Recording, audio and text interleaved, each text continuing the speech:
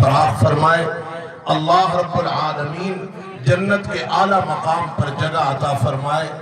سب اس وقت صدمے کے اندر ہے اور آپ حضرات کا آنا یہ ہمارے لیے باعث مسرت اور باعث فخر ہے، اور اللہ تبارک و تعالی سے دعا ہے اللہ تبارک و تعالی اس پورے گھرانے یعنی پوری ہمدانی برادری کو اور بغدادی جتنے بھی ہیں اللہ سب کو صبر جمیل عطا فرمائے۔ وآخر دعوانا 2 منٹ کے لیے حضرت مولانا محمد عبید الرحمن صاحب کو تشریف لائیں گے، بس 2 منٹ ہماری دل کے آجا کوئی بات 2 منٹ کے لیے وہ آپ حضرات کے سامنے حاضر ہے، اور جس مقصد کے لیے ہم یہاں جمع ہے یہ مقصد ہمیں بتا رہا ہے کہ دنیا کے اندر کوئی بھی نہیں آیا، ہر شخص آنے کے بعد اپنے رب کے پاس جانے کے لیے کہ ایمان والا اور ایمان والی اس کے دائیں کان میں اذان دی جائے، بائیں کان میں تکبیر کہی جائے، اللہ کا نام، نبی کریم صلی اللہ علیہ وآلہ وسلم کا نام، نماز کا ذکر کیا جائے۔ مبارک انداز میں استقبال ہوتا ہے جب ہم دنیا میں داخل ہوتے ہیں۔ اب اللہ تعالیٰ چاہتے ہیں کہ جب کوئی ایمان والا ایمان والی اس جہان سے جا رہے ہو تو الوداع بھی بے مثال ہونا چاہیے۔ الوداع کرنے کے لیے اور عالم آخرت کی منزل کی طرف روانہ کرنے کے لیے اللہ تعالیٰ نے جنازہ مقرر فرمایا۔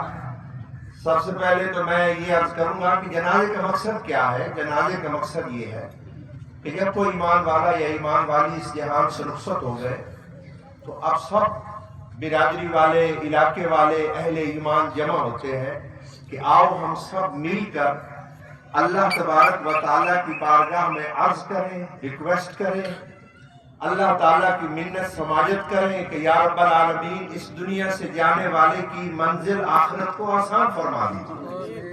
یہاں سے یہ جا رہے ہیں، ان کی قبر کو جنت کا ایک باغ بنا دیجیے، اللہ کی منت سماجت اور اللہ کی بارگاہ میں سفارش کرنے کے لیے کہ بھئی اتنے سارے ایمان والے حاضر ہوں گے اور وہ سفارش کریں گے اللہ کی بارگاہ میں، تو بڑے سے بڑے گناہ گار کی بھی بخشش کا وسیلہ ہو جائے۔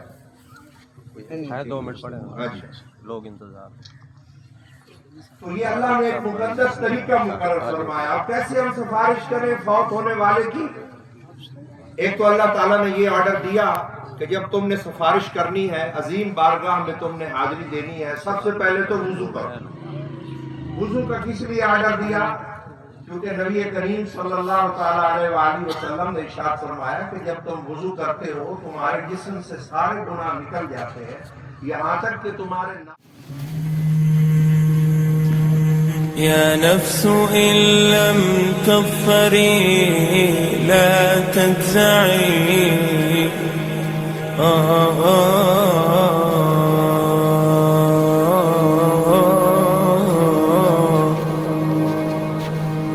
يا نفس إن لم تظفري لا تجزعي وإلى